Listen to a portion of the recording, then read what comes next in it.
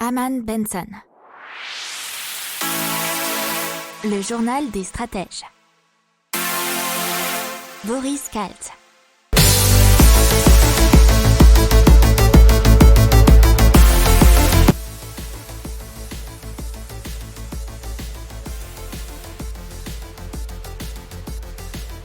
Bonjour à tous et bienvenue dans le journal des stratèges pour une revue de l'actualité éco, tech et impact du jour. Avec à la une, on va vous parler de la Banque d'Angleterre qui a décidé sans doute de créer une monnaie virtuelle. Dans l'économie, 2 millions d'utilisateurs de trottinettes électriques en France.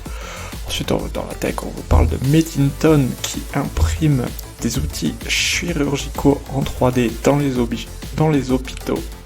De l'Ornoto qui recycle des véhicules anciens en voitures électriques. Puis ensuite, pour terminer dans l'impact, la Banque mondiale qui veut émettre des obligations pour sauver les rhinocéros. Vous écoutez le journal des stratèges numéro 92 et ça commence maintenant.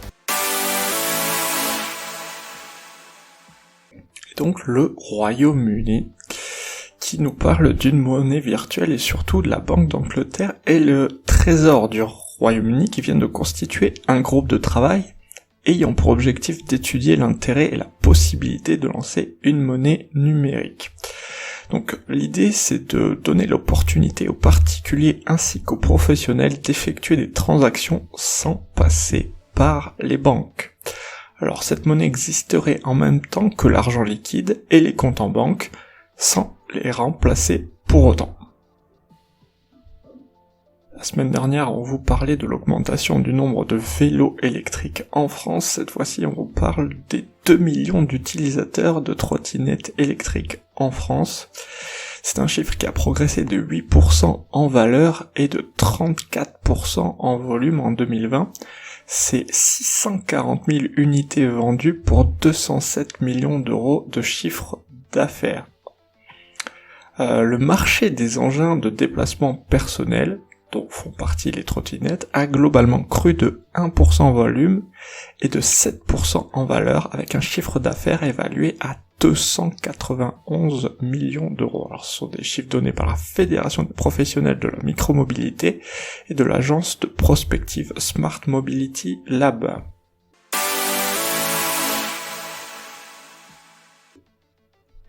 Maintenant, on passe à Medinton, qui crée une micro-usine pour imprimer en 3D des outils chirurgicaux au sein des hôpitaux. Le but, c'est de relocaliser la fabrication des outils chirurgicaux, mais au cœur des centres hospitaliers. Et donc, avec l'impression en 3D de ces objets, personnalisables pour chaque patient et sans déchets de matière, elle se ferait donc dans une micro-usine installée dans un container.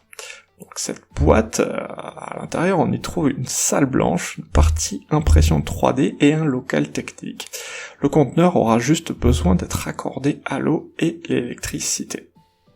Et maintenant, on vous parle de l'Ornoto qui transforme d'anciennes voitures à moteur thermique classique en voitures électriques. Et le but, c'est pour répondre à une demande en véhicules électriques qui a explosé en 2020, puisque le marché a bondi de 159% par rapport à l'année 2019. Alors, pour l'instant, la société L'Ornoto a effectué cette transformation sur une Twingo qui est destinée à un usage citadin. Elle est proposée à la location et c'est 250 € par mois pour une autonomie de 100 à 150 km. Alors ils espèrent proposer ces voitures recyclées non polluantes à la vente à partir de 2022. Et l'objectif, ça serait de produire 7000 véhicules par an en 2030.